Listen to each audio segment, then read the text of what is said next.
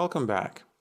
In the previous video, we set dynamic material instances on our weapons. So now we can see that instead of just the Bellica guns material, we're now creating and assigning a dynamic material instance to each gun in the construction script. And now we can change properties on that at runtime.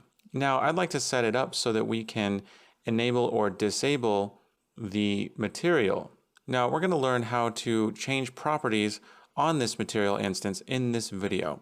Now let's take a look at MSMG-Mat.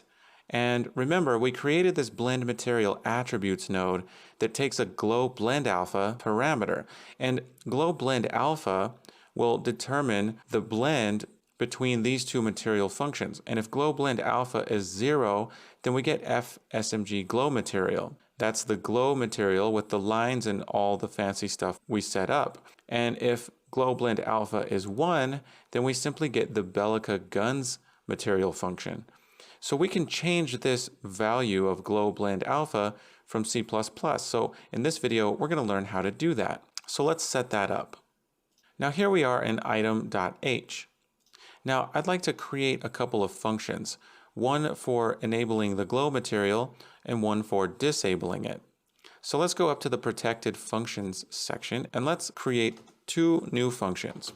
Void enable glow material and void disable glow material. And we can go ahead and give these two functions function bodies. So here's the function body for enable glow material, and here's the one for disable glow material. There we go. Now in item.cpp, we can define the functionality for these. Now for enabling the glow material, we're first going to check to see if dynamic material instance is valid. So if dynamic material instance, then we're going to want to set a parameter on that material instance. Now here's how we do it. We take our dynamic material instance and we call a function called set scalar parameter value. And set scalar parameter value takes a text string, and we're going to use the text macro, and we need to specify the name of that parameter. Now remember, here in our material, we called this parameter glow blend alpha. And if it's 0, then we have the glow material. So let's go back and use the string glow blend alpha. And the next argument is the value that we want to give that parameter. And we're going to give it a value of 0 because 0 causes us to get the glow material. Now in disable glow material, we're going to do the exact same thing. So let's copy and paste the code from enable glow material, except we're going to set this value to 1, and that way we should get purely the Bellica guns material function. Now we're going to enable the glow material in the onConstruction function. So let's go to onConstruction, and here in onConstruction, after setting the dynamic material instance, we're going to call enable glow material. So that's going to be enabled by default. Now, when do we want to disable the glow material? Well, when we finish picking up an item, which is at the end of the pickup timeline, we call finish interping. Let's take a look at that. Finish interping.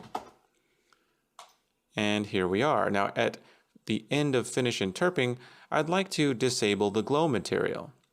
So that way it's no longer glowing once we equip the weapon. So down here at the end, let's call disable glow material.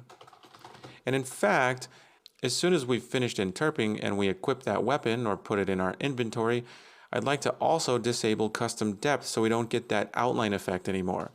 So let's call disable custom depth here as well. So let's go ahead and compile this. Okay, we've compiled. Now let's go ahead and hit play. And since we're enabling the glow material in the construction script, we can see our glow material on every single one of these weapons. And if we go ahead and pick one of these up,